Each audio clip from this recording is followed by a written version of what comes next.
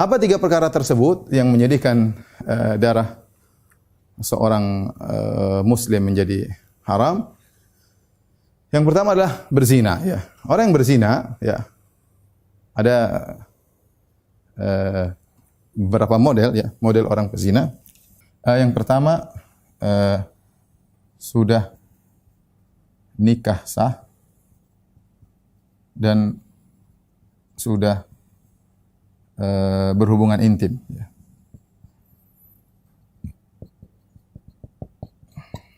Yang kedua, sudah nikah sah tapi belum berhubungan.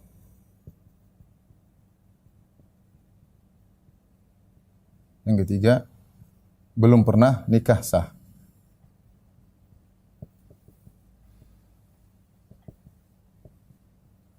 Taib. Yang ini namanya muhsan, ya. Namanya kalau sudah menikah, ya. Berarti yang dia dirajam tuh yang ini dirajam. Dirajam. Adapun yang ini, ya, didera. Ya, didera. Bisa jadi seorang pemuda pernah berzina. Dia berzina, tapi dia tidak pernah menikah dengan nikah yang sah, ya.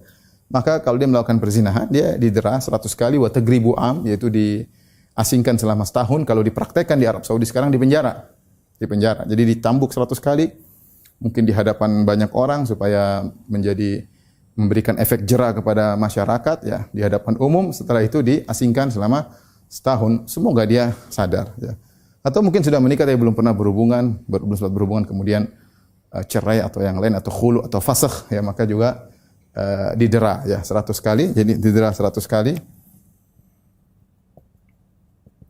diasingkan atau dipenjara sekarang setahun, ya, setahun hukumannya. Adapun kalau sudah nikah sah, sudah pernah berhubungan suami istri, baik laki-laki maupun perempuan, kemudian dia berzina, maka hukumnya adalah dirajam. Yaitu dia dihadapkan oleh masyarakat, kemudian Taifah, sebagian kelompok dari kaum muslimin, kemudian melempari batu. Batu tersebut tidak boleh terlalu besar dan tidak boleh terlalu kecil.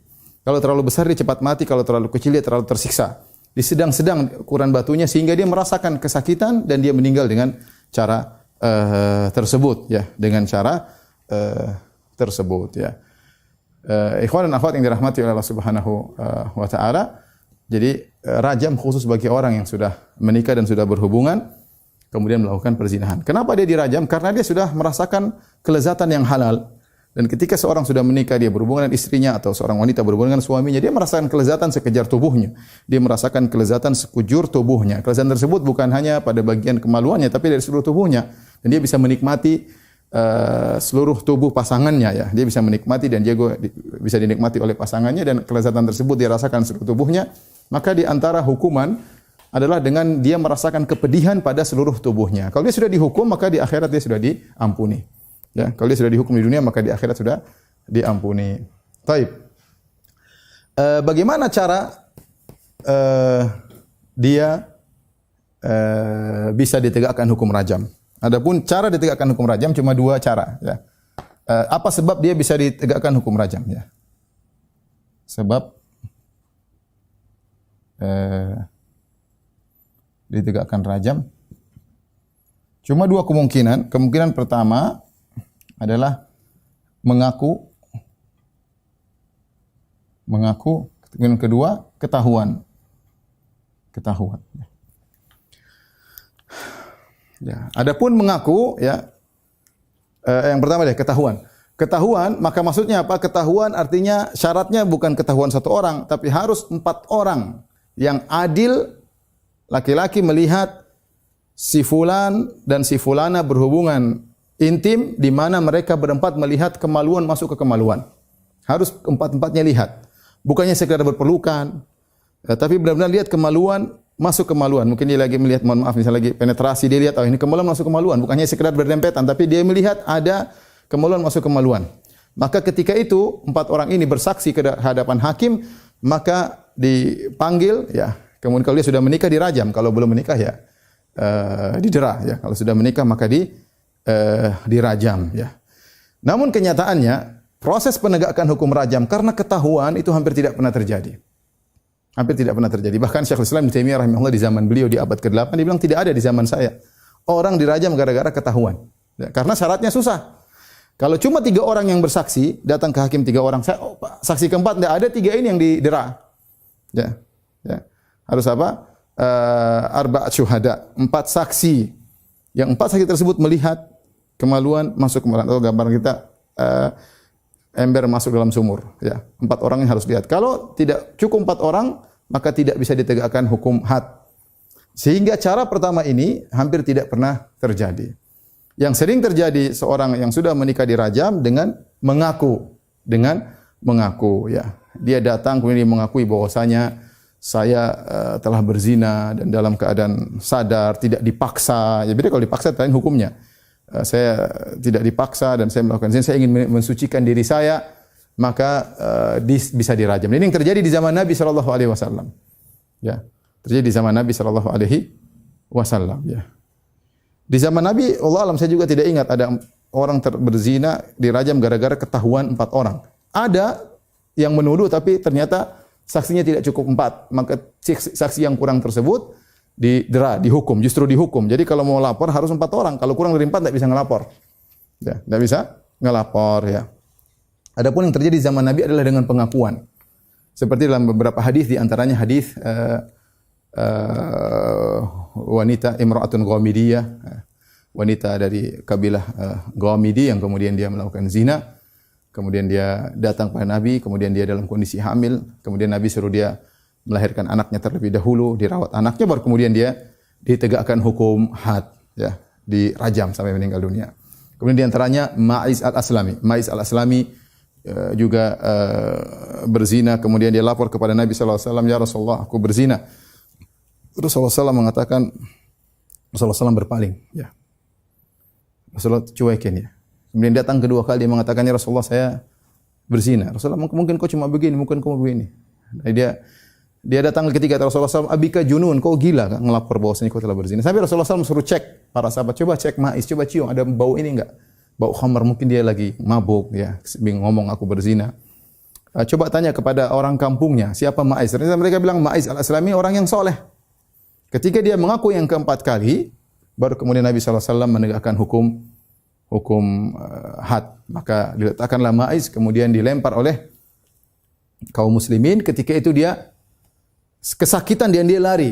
Ketika dia lari, dilemparlah oleh salah seorang, kena tulang kalau tidak salah, maka kemudian dia meninggal dunia. Maka Rasulullah mengatakan, "Hal la taraktumu?" Kenapa tidak kalian biarkan dia lari? Kenapa tidak kalian biarkan dia lari, ya? Karena dia mengaku, ya. Dia mengaku. Kemudian dia bertobat, maka Allah akan menerima tobatnya, ya. Dari sini kata para ulama bahwasanya orang yang melakukan zina tanpa ada saksi, asalnya dia tidak usah melapor kepada hakim, ya. Kalau dia tahu dia akan bertobat. Kalau dia tahu dia akan bisa bertobat. Makanya kenapa ketika Ma'iz tadi melapor, Nabi berpaling, Nabi tidak mau terima. Sampai 4 kali dia mengaku, baru kemudian Rasulullah SAW menegakkan hukum had. Kemudian yang kedua, jadi pertama Rasulullah tidak langsung terima sampai 4 kali. Yang kedua, ketika dia sakit dan dia lari, Rasulullah bilang, "Hal taraktum, kenapa kalian tidak biarkan dia lari? Biarkan dia pergi. Tobat, nanti Allah terima tobatnya." Jadi ini dalil kata para ulama bahwasanya seorang kalau dia berzina dan dia merasa dirinya bisa bertobat, dia tutup perbuatan tersebut dan dia tahu dirinya bisa bertobat kepada Allah, maka tidak usah lapor. Adapun kalau dia tahu dia tidak melaporkan dirinya, dia akan berzina terus, dia tidak bisa menguasai hawa nafsunya. Dia tertawan oleh syahwatnya. Dan dia akan berzina melulu, akhirnya sebaiknya dia melaporkan dirinya supaya dia dirajam agar selesai, dia tidak terjebak dalam kemaksiatan yang bertambah-tambah, ya, semakin tambah umurnya semakin sengsara kehidupannya di akhirat kelak. Maka dalam kondisi yang kedua, kalau dia tidak bisa berhenti, maka hendaknya melapor dirinya agar dia berzina. Karena kita tahu orang kalau sudah terjebak dengan syahwat, ya sulit, ya. Saya bicara suatu kasus, ada seorang ya belajar di pondok tapi malam dia berzina. Nanti besok belajar pondok lagi, nanti malam dia berzina lagi. Sampai akhirnya lapor kepada gurunya. "Saya mau jujur, Pak Ustadz, kenapa? Saya tidak bisa meninggalkan zina, ya. Ya. Maksudnya saya kalau tiap malam saya pergi berzina, nanti besok belajar di pondok lagi." Ini maksudnya ada orang seperti itu, dia tidak kuat menahan syahwatnya. Orang seperti itu lebih baik dia dirajam. Lebih baik dia dirajam, ya. Eh, makanya saya pernah menghadapi kasus di Madinah ketika ada terjadi perzinahan, ada orang Indonesia yang kemudian melakukan zina, saya sebagai penerjemah. Dia mengaku bahwasanya dia telah berzina. Maka waktu itu datang ke salah satu hakim, dan hakim-hakimnya rata-rata adalah imam Masjid Nabawi. Ya, saya antar waktu itu. Ditanya, kamu begini? Iya. Saya berzina, Pak Hakim. Pak Qadhi, ya saya berzina. Iya. Dipaksa enggak? Saya tidak terpaksa, suka sama suka. Kemaluan masuk kemaluan enggak? Iya, masuk kemaluan. Benar, iya. Akhirnya tidak ditegakkan hukum had. Besoknya lagi atau berapa harinya lagi dihadirkan lagi ke hakim yang lain. Dengan harapan dia merubah. Mengatakan, saya tidak melakukan. Saya menarik kembali pernyataan saya. Ya. Kalau ada orang sudah mengaku terus dia menarik lagi pernyataannya, maka tidak ditegakkan hukum had. Lain halnya kalau ketahuannya sudah selesai, 4 orang lihat, dia tidak bisa menarik. Mau apa lagi, dia mau enggak mengaku pun 4 orang sudah lihat. Ya. Tapi kalau orang ngaku, ya kemudian dia menarik pengakuannya, maka tidak ditegakkan hukum had. Kemudian saya antar lagi pada hari berikutnya, hakim berikutnya. Ditanya lagi, saya terjemahkan waktu itu. Kamu berzina? Iya. Dipaksa? Enggak, suka sama suka. Kemaluan masuk kemaluan? Kata dia, iya. Hakimnya bingung. Tinggal 2 lagi, sudah. Besoknya lagi atau waktu yang lain, saya dipanggil lagi. Sama, kasusnya perempuan ini juga. Ini maksudnya mau rajam. Kalau dia ngaku 4 kali dirajam. Akhirnya ada seorang bilang, Firanda, tolong kau jelaskan sama dia tentang hukum zina. Saya jelaskan, Bu, zina itu begini, begini, begini.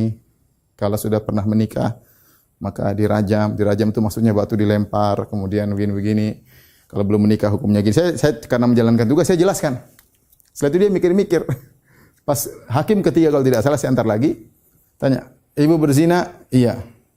Kemaluan masuk kemaluan? Iya. Suka sama suka? Tidak Pak Hakim, saya dipaksa.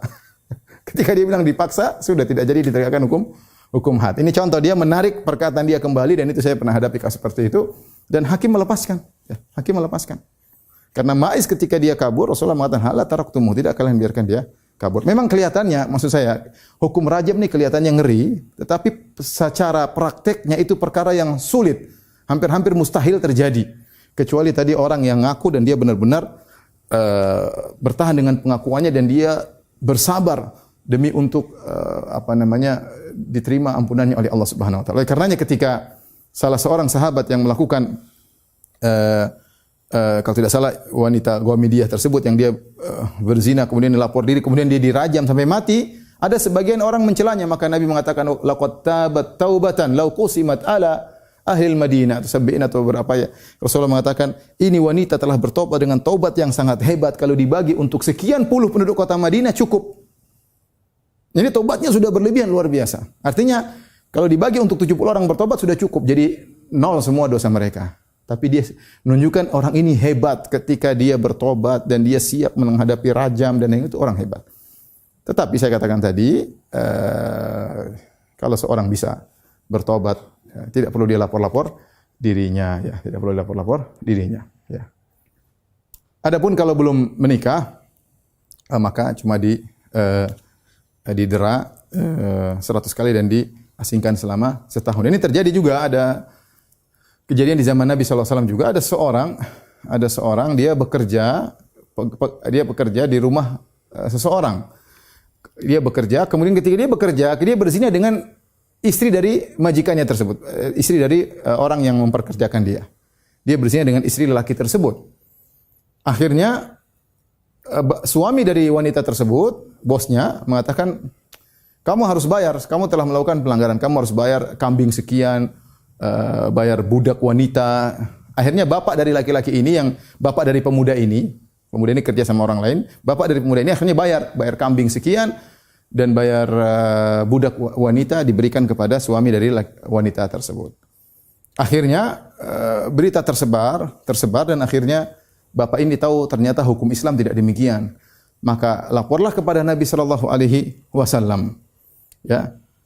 Maka Nabi mengatakan, ya, kambing dan budak wanita raddun alaih, kembalikan. Ya, tapi kau dicambuk 100 kali dan diasingkan selama setahun. Kenapa? Lelaki ini belum pernah menikah. Pemuda ini belum pernah menikah. Maka hukumnya bukan dirajam tapi dicambuk 100 kali dan diasingkan. Adapun istri dari laki-laki tersebut, maka Rasulullah mengatakan ugdu ya Unais. Rasulullah menyuruh seorang sahabat, cek, tanyakan dia. Fa ini tarafat, kalau dia ngaku farjumha, maka rajamlah. Maka pergilah seorang sahabat kepada wanita tersebut. Apakah benar anti berzina sama pemuda ini, dan dia ngaku. Seandainya dia tidak ngaku, tidak bisa ditegakkan hukum had. Tapi ketika dia ngaku, maka dirajam. Maka dirajam. Taib, ini adalah hukum yang berkaitan dengan zina, dan kita tahu ikhwan dan akhwat yang rahmatillah subhanahu wa ta'ala, ternyata perkaranya tidak gampang. Orang sudah menikah berzina, hukumannya berat. Di sini menunjukkan dosa yang sangat besar. Ya, di dunia saja dirajam dengan kesakitan yang luar biasa, dilempar dengan batu sampai mati. Bayangkan, entah berapa lama dia akan merasakan kesakitan. Orang banyak yang lempar, dipermalukan di depan banyak orang. Ya, kalau dia bertobat, tobatnya luar biasa ya. Tapi hukumannya berat. Maka bagaimana lagi di alam barzakh? Alam barzakh ya, dalam hadis Rasulullah sebutkan bahwasanya dia akan ditegakkan sebuah tungku, kemudian atasnya kecil, bawahnya besar, kemudian dinyalakan api dari bawah sehingga mereka dibakar dalam tungku tersebut. Belum lagi kalau di neraka Jahannam. Waliyadzubillah. Di dunia kalau ketahuan seperti ini hukumnya, di alam barzakh hukumnya juga mengerikan, bagaimana lagi di neraka Jahannam.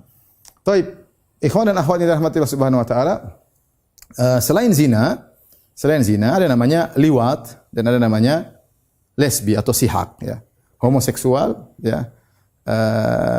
Dengan lesbi. Bagaimana hukumnya? Apa hukumnya sama? Jawabannya berbeda. Homoseksual berbeda dengan zina, berbeda dengan lesbi. Ini tiga hukum yang berbeda ya. Kalau kita mau kasih, ya mudah-mudahan cukup tempatnya sini. Atau saya jelaskan aja lah, Tapi adapun homoseksual, maka hukumnya Nabi SAW mengatakan, man wajadtumuhu yaf'alu amala qaumi Lut, faqtulul fa'il wal maf'ula bih. Siapa yang kalian dapati melakukan praktek homoseksual, maka bunuhlah yang menyodomi dan disodomi. Kalau sama-sama ridho, sama-sama suka, maka bunuhlah keduanya. Oleh karenanya para ulama ya artinya pendapat yang sepakat dibunuh. Sebagian ulama berpendapat hukum homoseksual sama seperti zina. Sama dari sisi mana? Dari sisi dilihat apakah dia muhsan, ghairu muhsan, sudah menikah atau belum. Kalau sudah menikah maka dirajam, kalau belum menikah maka dicambuk dan diasingkan. Namun pendapat ini tidak kuat. Pendapat yang benar bahwasanya praktisi homoseksual, jika dia melakukan menyodomi atau disodomi sama-sama ridha, maka dibunuh tanpa memandang dia sudah menikah atau belum menikah. Tanpa memandang dia sudah menikah atau belum menikah. Ini pendapat yang kuat, dibunuh. Sehingga kemudian para ulama khilaf lagi. Bunuhnya bagaimana? Ini ada khilaf juga di kalangan para ulama. Tapi mereka sepakat bahwasanya pelaku homoseksual belum menikah atau sudah menikah, ya, baik yang menyodomi atau disodomi, ya maka dibunuh. Dan saya katakan ikhwan, kalau sudah bicara syahwat, seorang tidak ada yang menguasai dirinya. Kita baru dengar berita-berita tersebar bagaimana di orang dalam kondisi positif corona lagi dirawat melakukan praktek homoseksual. Ya, semoga Allah memberi petunjuk kepada mereka. Tapi maksud saya ingin sampaikan bahwasanya syahwat tidak bisa kita main-main. Jangan kita menjebak diri kita pada syahwat. Ketika syahwat kita sudah bergelora, otak kita sudah enggak jalan. Seorang tidak memikirkan lagi istrinya, tidak memikirkan lagi anaknya. Sudah, kalau dia berzina, dia mau homo, tidak kuat. Dia tertawa dengan syahwat, dia enggak bisa apa-apa. Maka segala sarana yang bisa mengantarkan kepada syahwat, kita berusaha untuk menjauhi. Sekarang hidup di zaman yang fitnah luar biasa. Dan saya juga ingatkan kepada para dokter juga waspada yang melakukan praktek mungkin dengan susternya, perawatnya, atau tatkala sedang berduaan dengan pasien wanita yang mungkin cantik, mungkin tidak semua orang ngerti agama. Ya, seorang dokter harus waspada, jangan menjebak dirinya dalam perkara yang seperti itu. Hati-hati. Ya, hati-hati ya. Kita semua siapa saja, saya bukan bicara dokter saja, semuanya, mau ustadz, mau dokter, mau siapapun, kalau sudah kejebak dalam suatu kondisi di mana syahwat bergelora, dia sudah tidak bisa mikir. Dia pikir dia bagaimana syahwatnya bisa dia keluarkan, terjerumus dalam dosa yang mendatangkan kemurkaan Allah Subhanahu wa taala. Waliyadzubillah. Hati-hati. Jadi yang benar homoseksual adalah dibunuh Adapun cara membunuhnya maka ada khilaf di kalangan para ulama. Ada yang mengatakan mau dirajam, ada yang mengatakan dibunuh biasa, ada yang mengatakan dilemparkan ke tempat yang paling tinggi, ada yang mengatakan dibakar, sampai ada yang mengatakan dibakar. Kenapa ini orang melakukan dosa yang keluar dari fitrah dibakar? Sampai ada yang mengatakan ini maksudnya khilaf di kalangan para ulama. Adapun lesbi atau sihak dalam bahasa Arab, maka cuma di takzir. Takzir adalah hukuman dari penguasa, bukan hukum had. Kalau hukum had kan sudah ditentukan hukum had, orang yang membunuh dibunuh, yang mencuri dipotong tangan, yang itu namanya hukum had, hudud. Pemerintah bisa mengeluarkan hukum selain daripada hukum had dalam rangka untuk memberi efek jera kepada pelaku. Itu namanya dalam istilah namanya takzir. Nah, wanita yang melakukan praktek lesbi maka tidak dibunuh, tidak juga dirajam, tapi diberi hukuman yang kira-kira mampu membuat dia berhenti dari perbuatan tersebut, karena lesbi tidak ada ilaj, tidak ada masuk dan keluar ya. Beda dengan kalau homo ada sodomi dan disodomi, adapun lesbi tidak ada. Ya, ini kita bicara tentang hukum yang pertama. Saya rasa sudah cukup berkaitan yang pertama. Baik, kita lanjut pada yang kedua. Yang kedua adalah an-nafsu bin nafsi, membunuh orang yang haram untuk dibunuh. Maksudnya membunuh seorang muslim yang lain ya. Membunuh seorang muslim yang lain. Itu ada banyak perinciannya, tapi kita katakan secara umum hukum membunuh ada 3 ya. Hukum membunuh ada 3.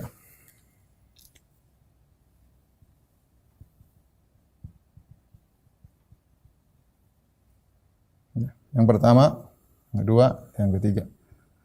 Yang pertama disebut qatlul khata', yaitu tidak sengaja membunuh.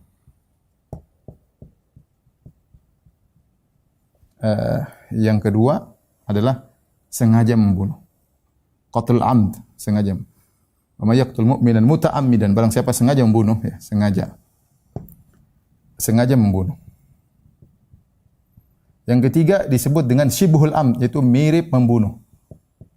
Mirip membunuh. Apa bedanya mirip membunuh dengan membunuh? Kalau ini dia sengaja melakukan pelanggaran, sengaja menzalimi, ya. Maksudnya dia sengaja memukuli, tapi tidak bermaksud membunuh, ya. Ya. Tapi tidak bermaksud membunuh. Baik, dari mana kita tahu dia tidak bermaksud membunuh? Dilihat dari alat yang digunakan. Buktinya alat yang digunakan biasanya tidak membunuh. Biasanya tidak membunuh. Contoh, dia berkelahi sama kawannya, dia jengkel, dia ambil sapu lidi, dia mukul, tahu-tahu mati orang tersebut. Biasanya sapu lidi tidak membunuh. Tapi ya qadarullah, pas dia mukul entah bagian apa, kemudian matilah orang tersebut. Itu namanya sengaja memukul tapi tidak bermaksud membunuh, tahu-tahu mati. Itu namanya syibhul amd. Adapun tidak sengaja membunuh, qatl khata', ya. Qatl khata' maksudnya dia melakukan suatu yang boleh, dia tidak sengaja untuk melakukan pelanggaran terhadap pihak yang dia bunuh. Dia melakukan sesuatu yang boleh, tapi ternyata terjadi kecelakaan tanpa dia sengaja, dia bunuh orang lain. Contoh, dia bawa mobil. Boleh bagi dia untuk bawa mobil dengan kecepatan tertentu. Tiba-tiba dia tidak sengaja lihat sesuatu, tahu-tahu ada orang lewat, dia tabrak. Ya. Ini kadang pernah terjadi di Saudi. Jadi orang jemaah haji, ya, kan di kita kalau mobil kan sebelah kiri.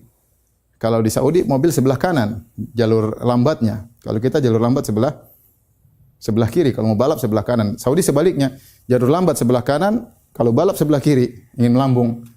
Nah, sehingga kalau dia menyeberang, harusnya dia melihat ke kiri, lihat ke kanan ya. Dia salah lihat, ternyata mobil dari sini. Begitu dia jalan ketabrak, meninggal. Yang menabrak tidak sengaja. Itu ada hukumannya, ini dibayar dia. Yang ini juga bayarnya dia, ada perbedaan nanti itu dalam masalah fikul jinayah, masalah yang kalau ini yang dibunuh. Ini yang dimaksud dengan hadis ini, yaitu ini yang dimaksud membunuh dengan sengaja, ya, membunuh dengan sengaja.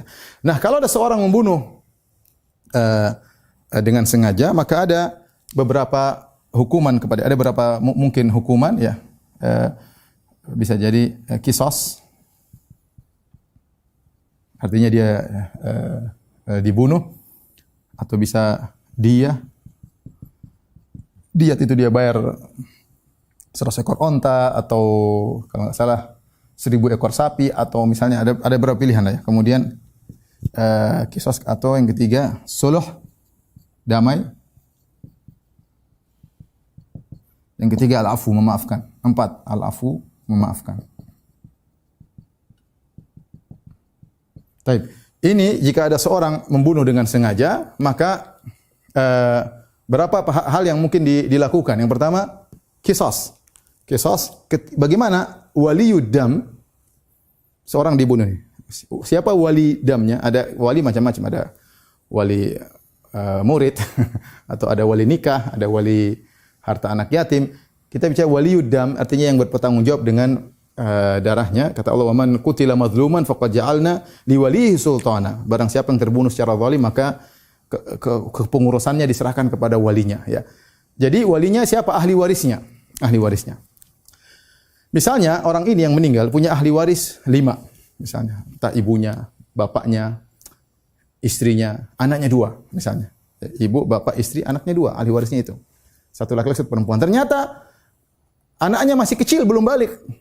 Anak yang kedua masih umur 5 tahun. Maka dia tidak langsung dibunuh, dipenjara dulu. Sampai anak ini balik baru ditanya, gimana nih, maafan atau bunuh? Kalau dia bilang bunuh, harus semua sepakat. Ini ahli waris semuanya sepakat untuk membunuh orang ini, baru dibunuh. Kalau ternyata anaknya ditunggu, sudah besar, aduh saya maafkan deh, enggak apa-apa. Ya tidak jadi dibunuh. Berpindah kepada yang lainnya. Berpindah kepada yang lain. Jadi untuk dibunuh pun harus ada persyaratan, di antaranya ahli warisnya semua setuju untuk dibunuh, seperti itu. Atau pilihan kedua, dia bayar diat ya, tadi ada jumlah tertentu 100 ekor onta. Atau dia suluh. Suluh ini para ahli warisnya mengatakan, sudahlah, kamu tidak saya bunuh, tapi kamu harus bayar. Bayarnya lebih mahal daripada diat. Saya ingin kamu bayar 10 miliar atau 14 miliar, terserah. Kalau kau bayar 14 miliar, kita maafkan. Itu namanya suluh. Dan ini juga terjadi. Saya pernah ke masjid, kemudian ada pengumuman di pintu luar, bercerita, qadarullah, ada dari warga kami yang membunuh dari suku yang lain. Kami membutuhkan uang sekian juta real, bagi siapa, kalau tidak salah berapa, saya lupa berapa jutanya. Kalau berapa ada yang bisa bantu bagaimana, ya sudah. Artinya yang keluarga yang dibunuh menuntut uang sekian juta real. Ya. Nah, kalau uang itu ada, selesai. Makanya terkadang disebutkan dalam praktek-praktek, terkadang ada orang yang bawa uang banyak, dia siapin di depan. Siapa tahu ahli warisnya berubah. Mungkin sudah ambil uang, dimaafkan. Ya. Atau al-afu ya dia maafkan, sudah. Ya. Saya maafkan, kami maafkan, sudah. Bebas, tidak jadi dibunuh. Tidak jadi dibunuh, ya. Jadi ini pun ada aturannya, tidak serta-merta orang bunuh kemudian dibunuh. Ini perinciannya banyak. Bagaimana kalau bapaknya yang bunuh anaknya, bagaimana kalau yang dia bunuh orang non-muslim. Banyak hal kita tidak bahas sekarang, itu bahasan masalah fikih. Yang terakhir adalah orang yang murtad. Orang yang murtad, Nabi SAW bersabda dalam hadisnya, ya. Pertama, hadis ini hadis Ibnu Mas'ud. Kemudian hadis juga pernah disampaikan oleh Utsman bin Affan ketika dia dikeroyak oleh orang Khawarij. Kemudian dari hadis yang lain, ya, Rasulullah SAW dalam Sahih Bukhari juga, kata Rasulullah SAW, man baddala dinahu faqtuluh. Man baddala dinahu faqtuluh. Siapa yang merubah agamanya, bunuhlah.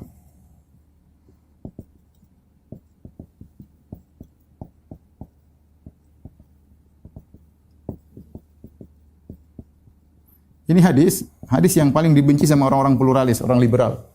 Karena mereka berbicara tentang kebebasan beragama, tapi kenyataannya dalam Islam, orang yang sudah masuk Islam, berubah agama, dibunuh. Ini ijma' ulama, sepakat ulama. Imam Syafi'i menyampaikan ijma' dalam kitab Al-Um. Kemudian juga para ulama banyak dari mazhab Maliki, ya, seperti Ibnu Battal, kemudian juga Ibnu Rushd Al-Maliki, kemudian juga Ibnu Qudamah dalam Al-Mughni, kemudian juga Syaukani As-San'ani, ya. Banyak menyampaikan ijma' ulama. Saya nukil dalam disertasi saya ketika saya membantah perkataan sebagian orang liberal yang sekarang mulai diagungkan oleh sebagian orang. Mereka berusaha menolak hadis ini, ya, dan ini hadis kalau saya katakan menghancurkan keyakinan mereka dari awal, karena mereka mengatakan kebebasan. Ternyata dalam Islam enggak. Barang siapa yang murtad maka dibunuh. Dan itu dipraktikkan oleh Nabi sallallahu alaihi wasallam. Nabi membunuh sebagian orang yang murtad, ya. Dibunuh sebagian orang yang murtad. Kemudian juga dipraktikkan oleh para sahabat. Contohnya siapa yang praktikkan membunuh orang yang murtad? Contohnya adalah Mu'adz bin Jabal. Ada seorang masuk Islam, kemudian dia berpindah ke Yahudi, dibunuh sama Mu'adz bin Jabal. Contohnya siapa? Abu Bakar As-Siddiq. Abu Bakar As-Siddiq membunuh orang-orang yang mengaku ada nabi baru. Diperangi oleh Abu Bakar As-Siddiq, diperangi.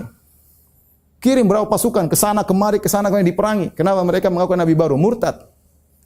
Dibunuh, ya. Contohnya di zaman Ali bin Abi Thalib, ada sebagian orang mengaku Ali bin Abi Thalib adalah Tuhan. Mereka mengatakan Ali engkau adalah Tuhan. Ali bin Abi Thalib tegur mereka, enggak.